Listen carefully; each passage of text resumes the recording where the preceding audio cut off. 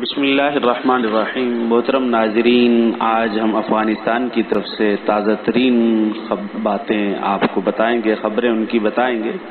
تو آپ کو جیسا کہ پتہ ہے کہ طالبان نے 15 اگست کو افغانستان کا کنٹرول سنبھال لیا تھا، کابل پر بھی انہوں نے قبضہ کر لیا تھا، کابل کے صدارتی محل پر انہوں نے قبضہ کر لیا تھا، اور پھر 30 اگست کو غیر ملکی جتنی بھی فوجیں تھیں ان ساری کی ساری فوجوں نے افغانستان کو خیر باد کر لیا تھا۔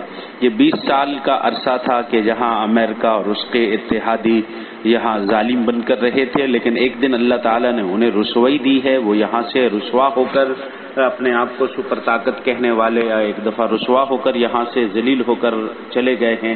طالبان کو اللہ تعالیٰ نے، اسٹوڈنٹس کو اللہ تعالیٰ نے فتح دی ہے، اللہ تعالیٰ نے ان کی مدد کی ہے، کیونکہ وہ دل جمی کے ساتھ مقابلہ کرتے رہے، اپنی غیرت، اپنی حریت، اپنی اہمیت کی خاطر انہوں نے لڑا ہے۔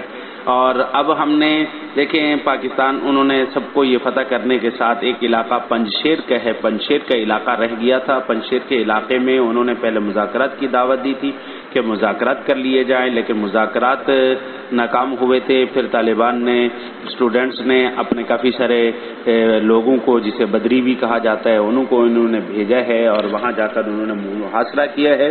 پہلے یہ بھی خبریں آ رہی تھی کہ 50 کے قریب باغی جو ہیں وہ مارے گئے ہیں اور کچھ سلنڈر ہوئے ہیں، لیکن اب کی تازہ ترین خبریں یہ ہیں کہ 150 کے قریب باغی جو ہیں وہ مارے گئے ہیں، اور اسی کے ساتھ ساتھ سلنڈر بھی ہوئے ہیں، اور کچھ فرار بھی ہو گئے، جیسے احمد شاہ مسعود ہیں اور اسی طرح امر اللہ صالح ہیں، اور باقی ان کے ساتھ جو بڑے تھے وہ بھی فرار ہو چکے ہیں۔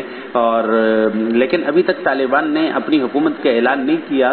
امکان تھا کہ جمعے کے دن اعلان کرتے، کیونکہ 15 دن سے زائد اس بات کو عرصہ ہو گیا ہے، طالبان نے ابھی تک اپنی حکومت کا اعلان نہیں کیا۔